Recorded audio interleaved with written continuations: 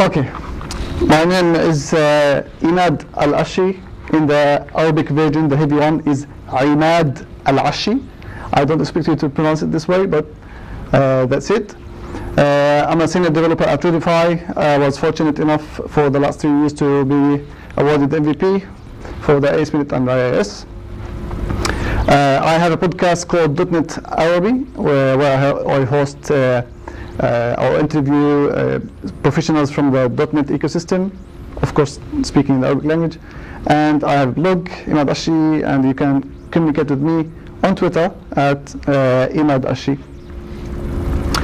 Okay, this is my second presentation here in Australia. I hope you didn't watch the first one, or did the first one, because I can use the same jokes. Okay, so today we're going to talk about OAuth 2 and how it works with the .NET environment, especially with the new ASP.NET MVC 5. Okay, there are things that we'll not be able to cover due to the lack of time, especially that I have invested a lot in the beginning to get my screen working. Anyway, so as every presentation, we have to start with history. I know, but it's important for us to get our heads around what's happening. So the problem we are trying to solve, sorry, the problem we are trying to solve with OAuth is, previously, when we have a server that have resources, I'm going to use Facebook as an example. We have resources, images, friends list, posts, right? If we have a server, we have resources on it, and I own these resources. Sometimes, or this started to catch up lately, is some other servers would want to have access to my resources on the server, right? For example, if this is Facebook, there will be services like printing companies that would be printing images, for example. They would want to have access to my resources. These services include the clown services, who don't know how to persist your username and password, and the very evil services. So how we used to do this in the previous, prior to OAuth. You would give your username and password to the services. Okay, I'm not going to go through a lot of this. We all know it's bad. First of all, you give your username and password. Everybody will have it. If you want to revoke one, you will have to change your username and password, and you'll have to revoke everybody else. And they have unlimited, unconditional access to your resources. Bad. So this is not something new. Everybody, all the service providers or the companies that have resources for people, they came across this. And this, of course, the big companies had this before. So a bunch of guys decided to look at this and see if there is an open standard or something that they can use in general as a standard for this problem. So they looked into this problem, and they came with OAuth. They looked into all these solutions provided, and they came with OAuth. Of course, this is the logo of OAuth 1. This is the logo of OAuth 2. It's important because that was a protocol, and this is a framework. It's also a little bit too much to explain the differences, but let's just get along with OAuth 2. So the idea behind OAuth is, instead of giving you username and password for others to access resources, they came with the idea of it's exactly like the valet. Now, I hope that you all have fancy cars. If not, let's hope we have one soon. The fancy cars recently, or in the last years, they started giving not one key for the buyer, but they would give a bunch of keys that have different functionalities, or give you different accessibility to the car features. So for example, if you want to drive to a fancy hotel or restaurant, and the valet guy is waiting for you to park your car for you, you'll give him the key that is not the master. You'll give him a limited key, right? You're going to give him a key that probably he's not going to be able to open the trunk, he'll not be able to open the front bag. If it was too fancy, he'll not be able to exceed certain speed limit. And this is exactly the same. OAuth is built on the idea is, instead of giving your username and password to the people, what happens is you give them tokens that they can access your resources on the server for a short period of time. And every service is going to be given a different token. So if you decide to stop certain service from accessing your resources on the server, you just simply revoke that service, not everybody else. So, how does it work? First, before we talk about how it works, let's see the roles involved in OAuth. We have the resource owner. The resource owner is the one who holds the resources, or he owns the resources. For example, if this guy is a Facebook user, he'll have images and friends list on Facebook, right? He is the resource owner. From now on, I'm not going to say resource owner, I'm going to say owner, because we have also a resource server. We're going to come to this soon. Authorization server is the server that is responsible of giving the tokens we just mentioned to the services this owner approves, right? We have the resources server, which is Facebook, in this example. Like we said, images, friend lists, posts. And we have you. You, in this, from now on, we're going to say you or us. We are the service that needs to access the owner's resources on the server. This is the role that we are occupying tonight. Usually they talk about the resource owner, we are this guy. So let's be a podcast. And if anyone guesses what a proper name for the podcast, to give you a hint, it's a very bad, and we all heard it, name of a variable for all the variables we use in our demos and piloting projects. What's the most common variable name? Any guess? So, yeah, but let's go a little bit more VB. It's that much, that bad. My podcast. You lost your Snickers. Okay. So, we're going to have my podcast. This is very important. Before we continue, usually, according to the standards, according to OAuth standards, if you look into the specifications, there is two separate roles: the server, the authentication or the authorization server, and the resources server. Most of the time, they are both the same, and this is why I put the hat for Facebook. So it's the same server, but they are acting the two roles. So this is important as well. Okay. Now, how this works? We have the owner, right? We have the resources server, we have a podcast, and we have the browser. But since we are here, Microsoft, we're going to use a browser. So, first, the owner makes a request to the podcast, right? Our service will require this owner that, you know what, for you to utilize our services, we have to have access to your resources on the server. We're going to send a post back to the owner. It's a redirect to the authorization endpoint on the resources server. So the agent of the owner is going to proceed to the resources server as a redirect, right? 302. We all know this HTTP code. What we will send along the data is the client ID. For this service to access the resources and the resources server, it has to have registration. It has to be authenticated, right? It has to be something here with the, on the server that will identify it. So it's going to send the client ID. It's going to send the scope. The scope is a string that represents what kind of resources you want to access on the server. So maybe it's going to be friends, space, posts, space, something, right?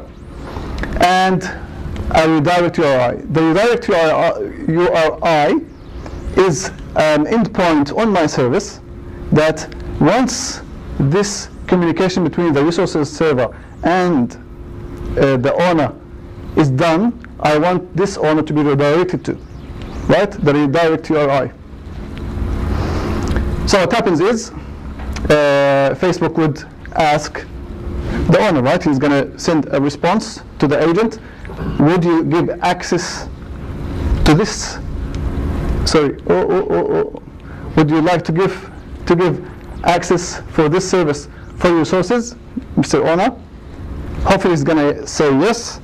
Otherwise, we'll have to wrap up this session and see you next time.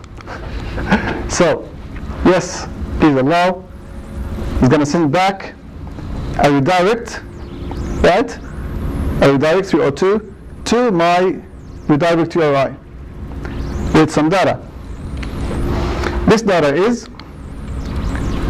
a code. It's not the token.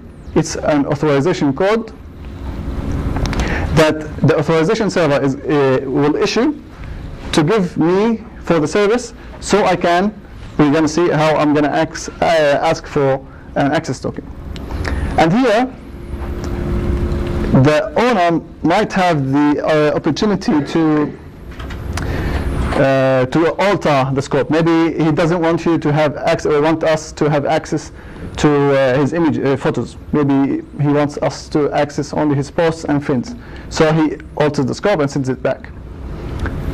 What happens is, we're going to say, welcome, Mr. Owner, to our service. And then my service is going to call the authorization server. It's going to send it my ID, the client of my service, the client ID of my service, the code that I have received here through the agent of the owner, and the redirect URI of my service to make sure that I am the right person, right? And this is important because it's happening not through the browser. All this was happening through the browser, except for this call, it's happening directly. And then the server would reply back with an access token for my service, and the token type of the access token I have received, and when it would expire, and a refresh token that I can use to refresh my access token. Who can tell me why we would jump the owner at some point? Well, we don't want to let the agent to be the communication for the whole time, right? This is important stuff. We are trying to have access to his resources. So we do this directly. And then we have a refresh token. Why do we have a refresh token as well? Who can guess? Snickers? So the user doesn't have to keep anything. Sorry? So the user doesn't have to keep information. No. So when it does expire, you go and get another one. Exactly. But why? Because the access token is going to be consumed a lot. It's going to be sent back and forth, and every request, I'm going to be sending the access token to get the resources, the images, the posts, right? And it's subject to be, yeah. So we set it to be expired, and the refresh token I'm going to keep here. It's going to say be safe with me. So the possibility of being stolen is going to be very low. Until this access token expires, I'm going to send the refresh token to get a new access token. And you get your Snickers. Okay. So,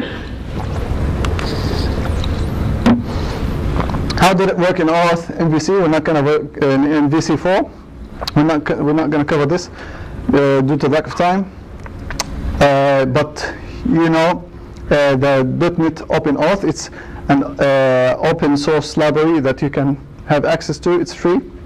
And Microsoft, with its tremendous approach for open source, it's been amazing in the last couple of years. They incorporated this library in their framework, in the ASP.NET MVC for using all the different authentication with the OpenAuth, as well as this is the basic class, or the general class. Yes, I can see some people are grinning their teeth. It's the class that used in the ASP.NET pages, or the controllers, or whatever, to have access to all these functionalities for the .NET OpenAuth. MVC 5. It's all about OWIN. Who knows OWIN? Hands? Very nice. Well, I covered this. I have your video, by the way. I'm going to post it on YouTube soon. Christian Prito did talk about OWIN probably during last month. Yeah, it's going to be posted, and you're going to see yourself on YouTube. So, what is OWIN? OWIN is an open web interface for .NET, and this is really, really, really amazing. Microsoft decided to decouple how things are running on ASP.NET. The problem is, if you wanted to create an ASP.NET website, you are tightly coupled to everything of the ecosystem. IIS, the DLS that comes with the system web, and all these sort of things. And they started seeing that it's so limiting. So what they decided to do is to make it less decoupled to each other. All the components that form the server with all its components, they wanted to make it less dependent on each other, and they made it open. This is a specification. So you can go to the website and you can see all the specifications regarding OWIN. And yes, it's open source. So the basic structure for OWIN is they wanted to have the host separate, the server separate, the middleware, we're going to come to this, and the application. Actually, this slide a little bit lies, because usually the application is somewhat part of the middleware. The best way to explain this is by an example. This is Microsoft implementation for OWIN. Of course, it didn't build things from scratch, but it pushed the interfaces of OWIN at the front, and at the back it was all using IIS. So if you wanted to use IIS as your server for OWIN, you will have to use the same host as well. So IIS covers the host and the server. Okay, this is the basic structure of OWIN. We have the host. Host is the process that runs the server, right? So, for example, W3WP, right? If you want to run ASP.NET, this is the process that you are bound to for IIS.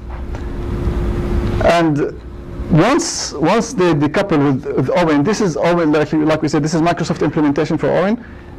With the decoupling of these components together, you will be able to create your own host. It's not going to be IIS anymore. You can create a command prompt to host your server. You can create a Windows service. So we have the host, and we have IIS having it. And this is the server. It's a DLL that will run through IIS and the ASP.NET DLLs. And this is going to be the flow, right? We have the requests coming in. The server will be responsible of opening the ports and managing receiving the packets, and reforming the context that's going to go through all the middlewares. Once we have the context with us, we're going to send this through. We're going to send all this context, the request and the response headers as a context object. We're going to send it through. The server is going to send it to the first middleware. the first middleware is going to check it out, see what things it can do, if this middleware it can really change things of the request. If nothing, or if not, it passes through to all the next middlewares and going back. Let me know, Mahesh, if I'm crossing the time. Yeah? Right, so the nice thing is that the middleware can be anything. It can be the ASP.NET Web API, it can be the ASP.NET MVC. These actually are middleware. And you are creating your code against a middleware. Once the request goes all the way and there's no more middlewares to process, it's just going to be sending back to the server, and also the middlewares will have the chance to change the response back. So this is a better slide. I tried to even make it more clear. These are the middlewares registered with the server. And this method is the invoke, is the method that is the entry to my middleware. It's going to be first called by the server, then every middleware is going to call every other. Let's see. The call comes in, I'm invoked as a middleware. Do I need to alter this request? Is there anything or a variable or value in the context that gives me the idea that I should be handling this request, or I should be altering this request in any way?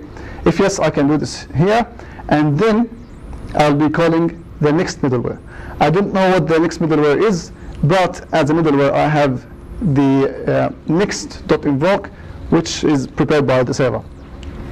I'm going to call it, the next middleware is going to call.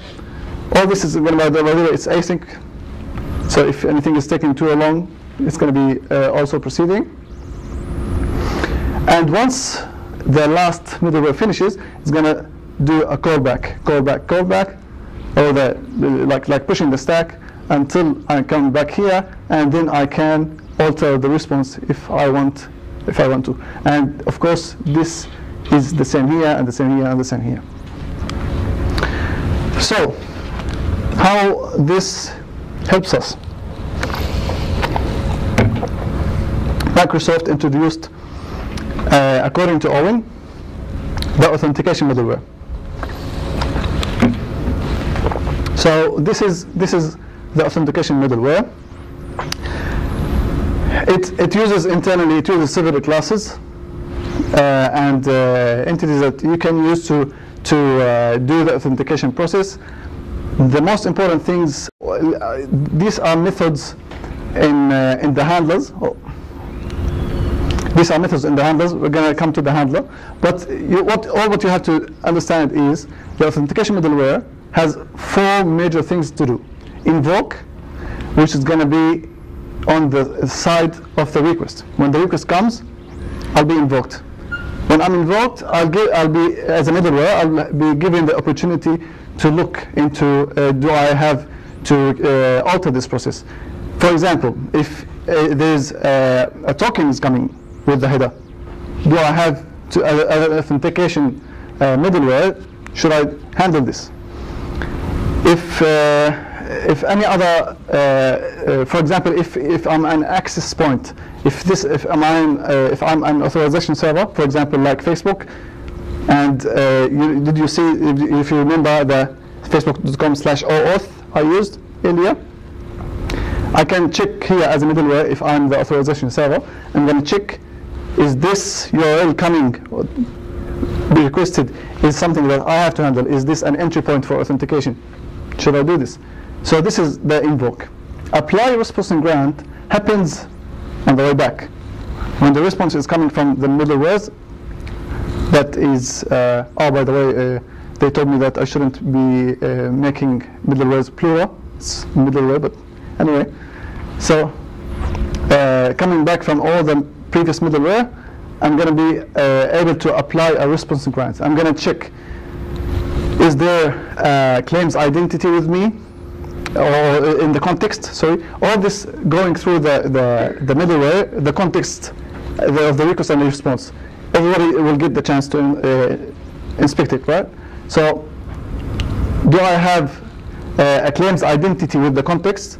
If yes, for example, then I can apply a response grant, something like, okay, I'm going to create an application ticket. That's going to be like maybe create a cookie.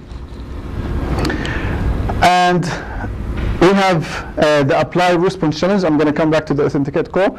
Apply response challenge is usually used when from my application that's going to process the business data and stuff, I reply by sending a response that is not authenticated.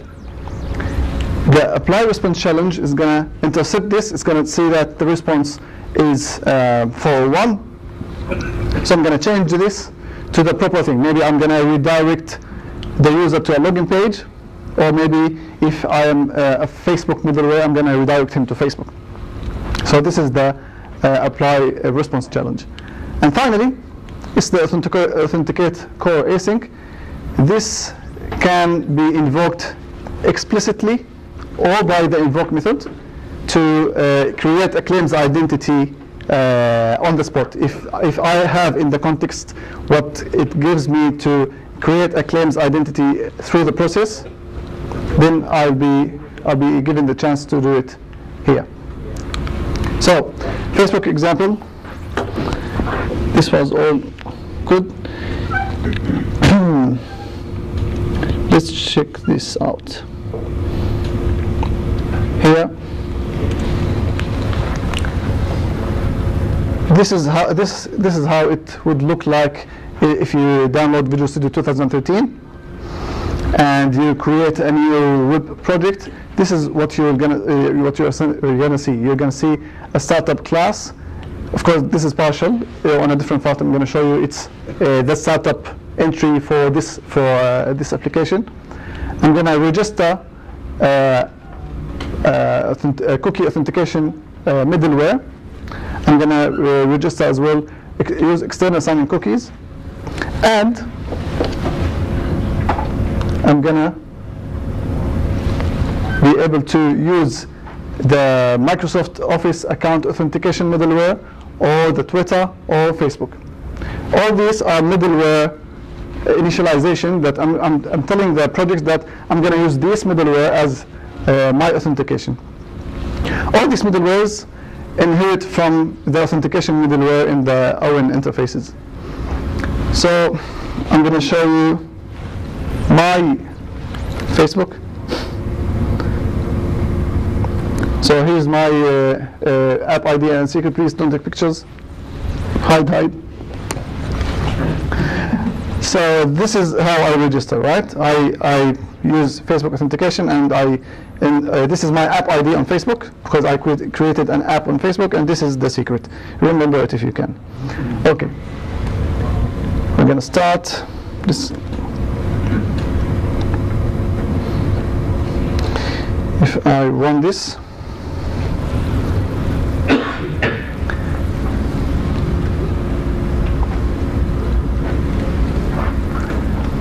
You can see this cool stuff, right? Who can guess this is? Yalla Snickers. Who said Bootstrap? Who said it first? I had. Oh! Nice catch. Bootstrap comes along with Visual Studio 2013 by default in the templates of ASP.NET. Ah, okay. It's only Bootstrap, man. Okay. So, I'm going to go to the login page.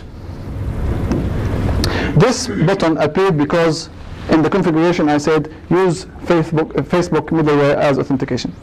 So I'm going to click log me through Facebook, right? And there's no internet, of course. Maybe we don't have time for this. Anyway,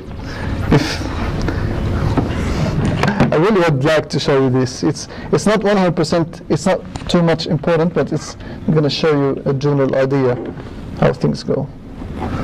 So please, where's this? Mahesh, can you please until I continue? Thank you so much. I bothered you. So you can see here in the address bar, actually, it's very nice. Oops. Use that. Oh, very good. Just in case. Where's my wireless? Oh, crap.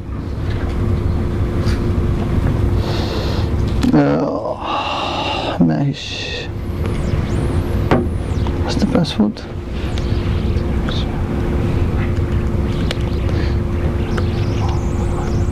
I shouldn't be speaking the password loud while I'm typing, right? Okay. You can see on here that I'm redirected to Facebook OAuth, right? So let's refresh. Refresh. Connecting. Refresh. And here we are. Very nice. On my Facebook right now. Right? Now I'm gonna log in. And you can see that I'm going to my sign in Facebook. Can you see this? We lost it. Sign in Facebook with the code that I have received from Facebook. Okay.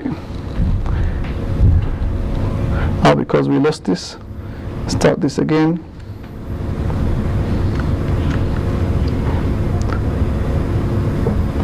I'm going to do this again. Because hopefully, because I'm logged in through Facebook right now, the OAuth dialog is going to check that I'm logged in as Facebook, so it's not going to prompt me to log in again, and I will be redirected directly. So here we go. OAuth. Oh, I'm not. Okay. Log in.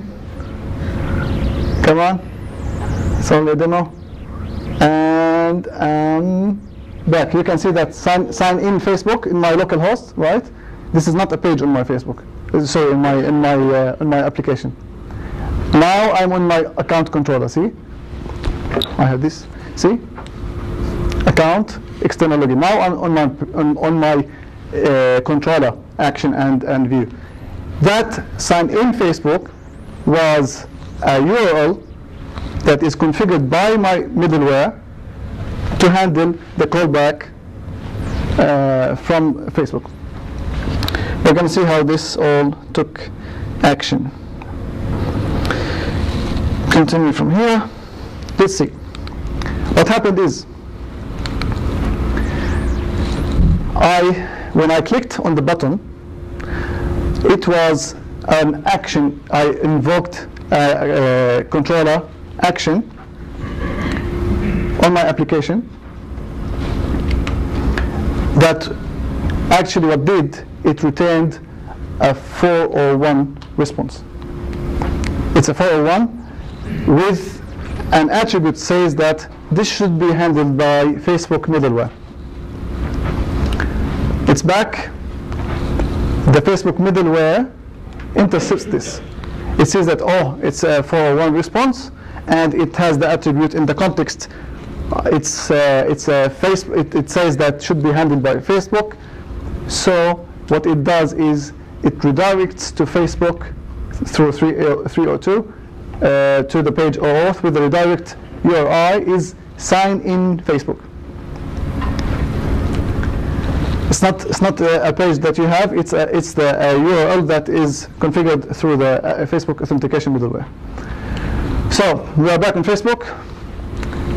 If you are logged in, it's going to be happening instantly. If you are not, you will be prompted to log in, like what happened with me, and you'll be redirected back to your redirect URI here on your server with the code. Sorry, this is the authorization code.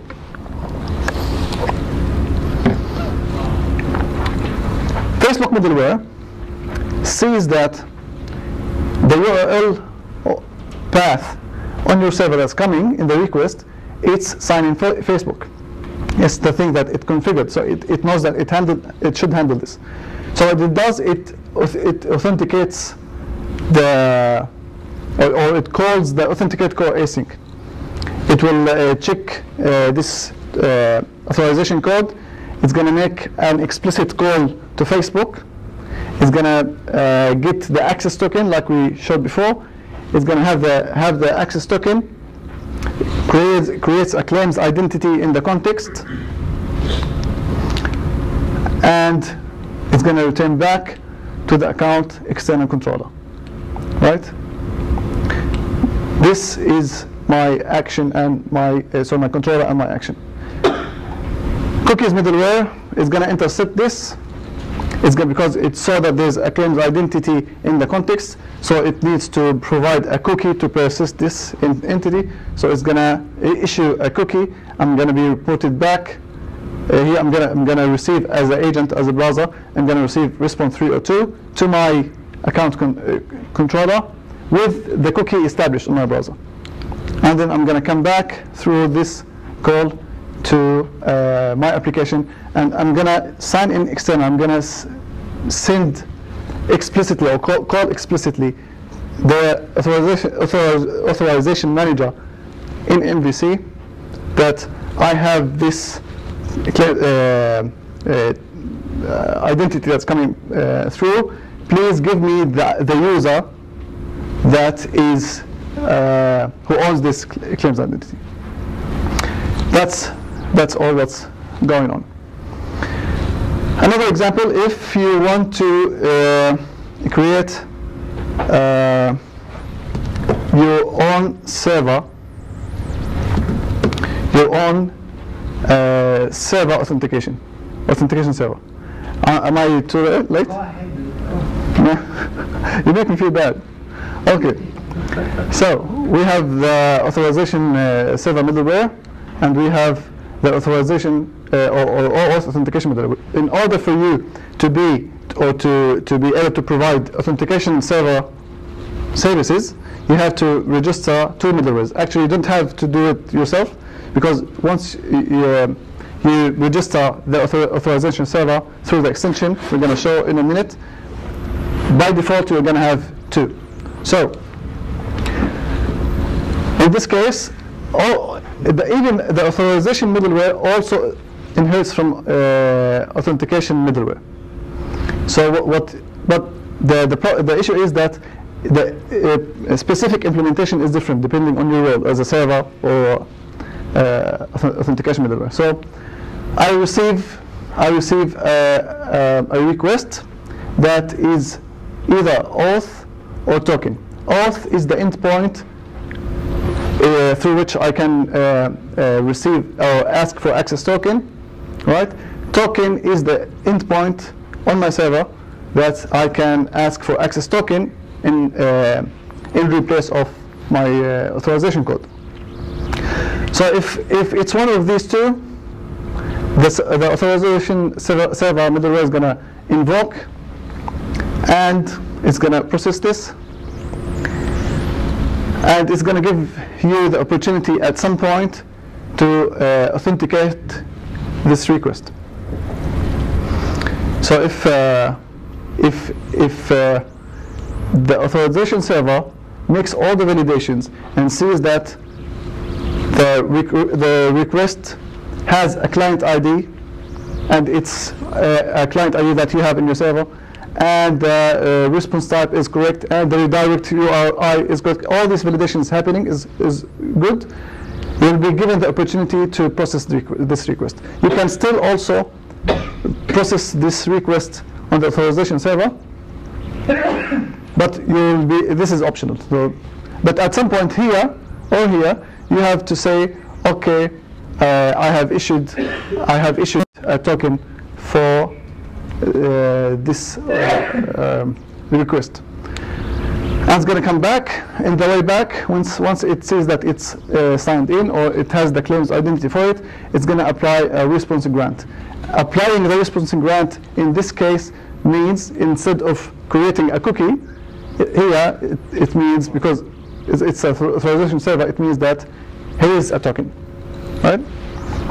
Okay, this is for the authorization server. Once you have issued the token for the service that is trying to access the resources on your server,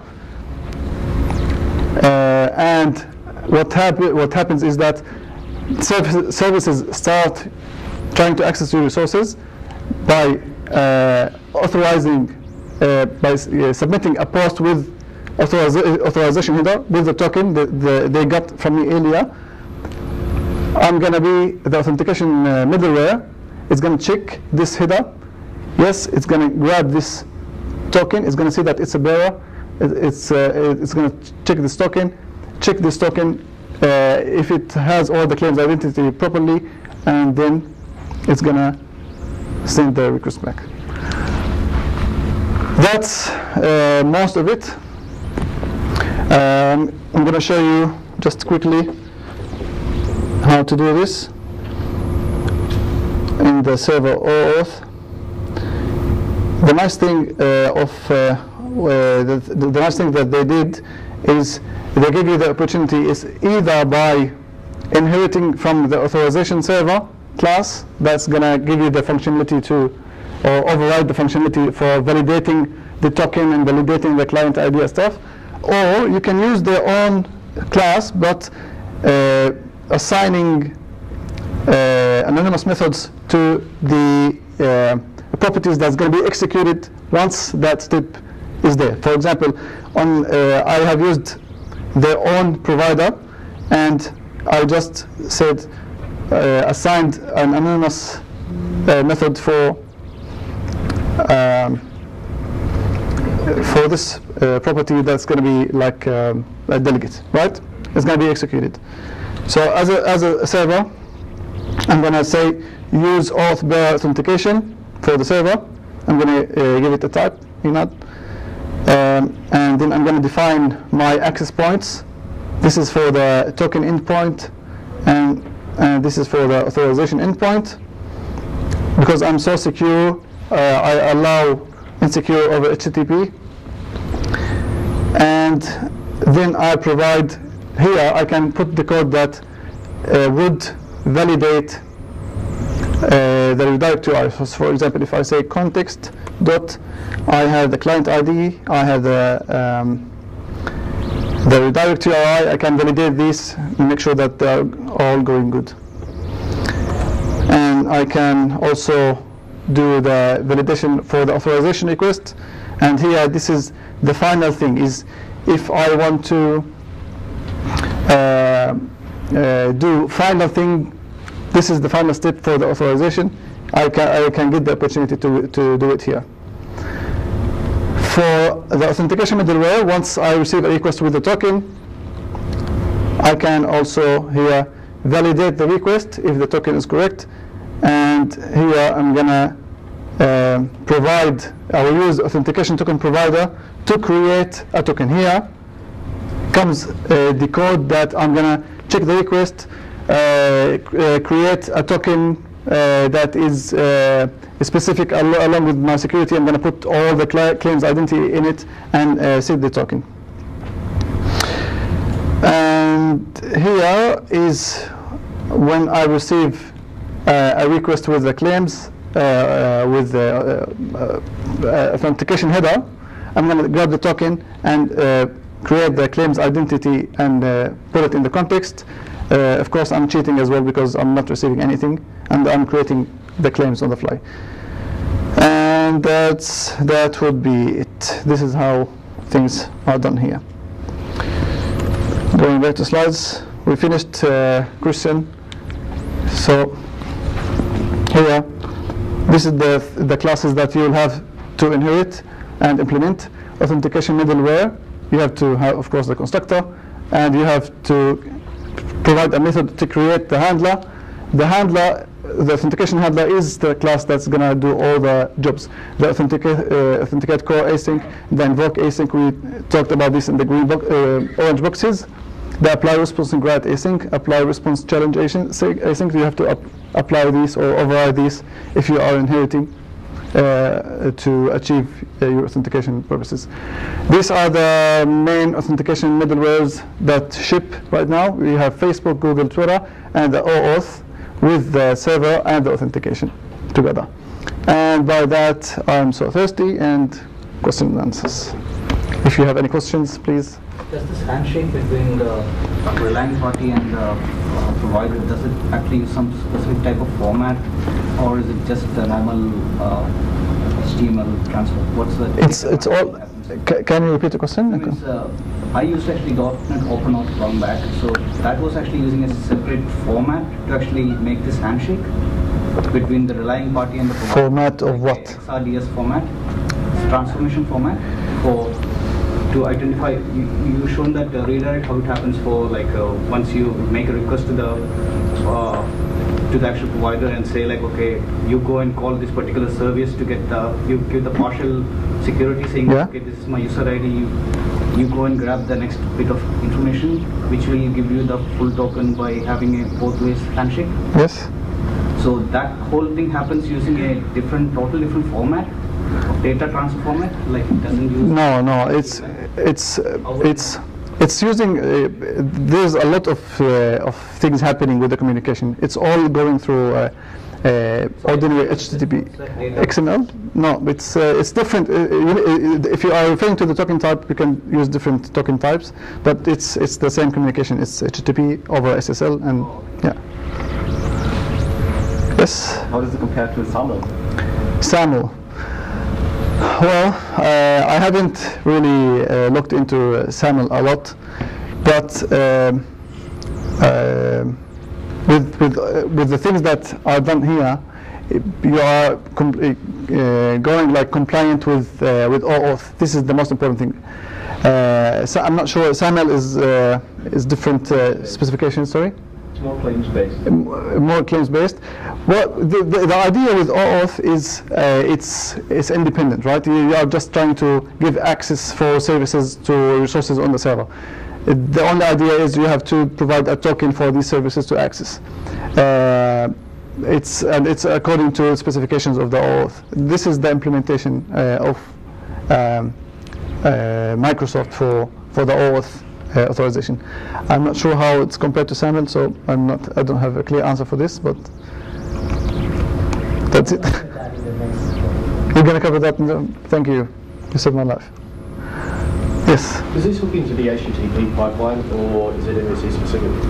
No, it's not MVC specific. It's MVC is like I showed you. It's is a middleware.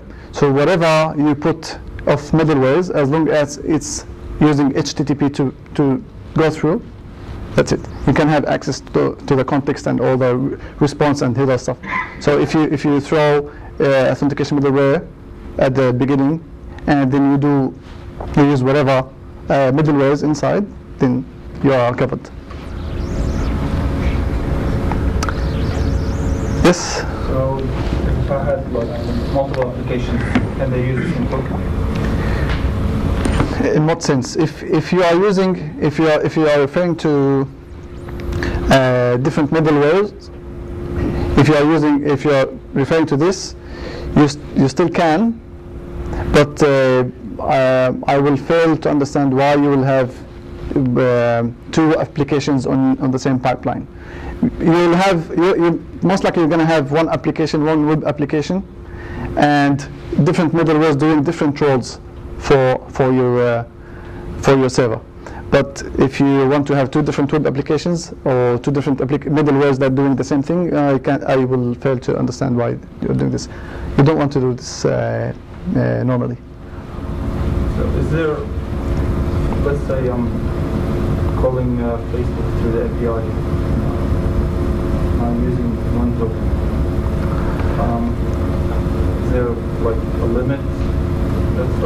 As long as you are abiding to OWIN and the middlewares, the interface has made sure that it's all independent and as functionality, but they are all affecting each other. So if you want to use Facebook authentication at the front, you will have to make sure or understand that whatever middleware intercepting the request and the response is going to have effect on Facebook. So this is why I say it's more logical to have one web app or one MVC app to handle this problem.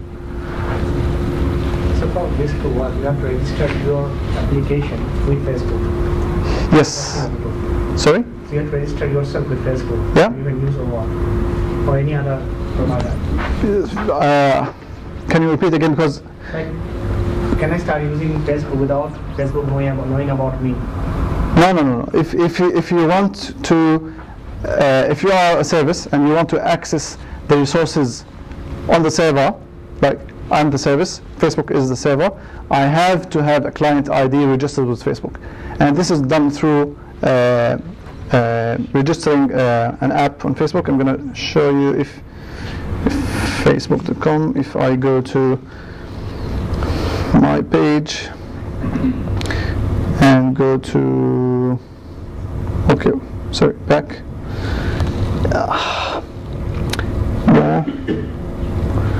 This is where I have created my app. This is my app that I'm using the application key for. Right, so you have to register your app. Like, my question is, can I, like a scenario, like say, you know, a lot of sites, I don't know how to do it, like they allow Facebook as an identity mechanism, like you don't have to create your own username and password anymore. Yes. You log in using Facebook, and we kind of keep our sort of, and you add in some additional information like date of birth, address, blah blah blah. It's exactly like we did, right? But yeah. I had to create an app on Facebook in order for me to do this. I'll not be able to have access to your resources on Facebook without me as a service having an application. I don't want any resources from Facebook. What I want is to make sure that even the authentication is also, if you don't provide any resources, you are still using Facebook to log in. So it's the same thing. You'll have to have client ID registers with the authorization server. What actually happened is that Facebook is your authentication provider, right? Facebook is, you are requesting to Facebook. You know what? I don't know who is this guy. Yeah. Do you know? And Facebook said like, oh yeah, just log in and password. I know this guy. This guy is Emad, right? The problem is that Facebook for security, and that is not an OAuth limitation, but Facebook for security knows that. Now, who are you that is asking about this guy? Who do I know that you are like? It could be anyone, right? So you need to create that token, but it's a restriction from Facebook. The same thing happens in Twitter or most OAuth provider. It's just for them to know that who is requesting the identity of this guy. Because otherwise anybody you can create like spam applications or things like that could access your information. You can have, take another example, let's say a real life example when you want some agent to act on your behalf, right? So there are two things that need to happen. First, an agent, and let's say the agent to go and talk to the immigration or something like that, right? So the agent first needs to go and register with the immigration department to actually get some kind of some trust or whatever it is.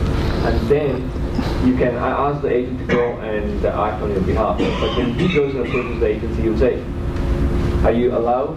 You know, is Mahesh allowing you access? And it's like, it's a similar scenario.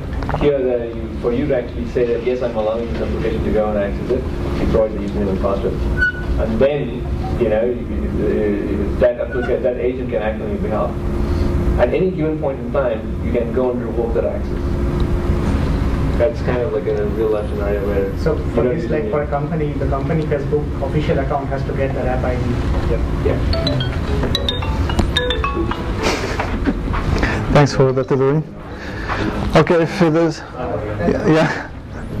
Ask quickly, is the OWIN stuff in the MNC5 finished? Is it? Yeah, it's probably Christian can have better answer, but it should be published with Visual Studio. Visual Studio is published 2013, so it's there for your consuming. Yeah. Okay, so thank you so much for attending, and see you next time.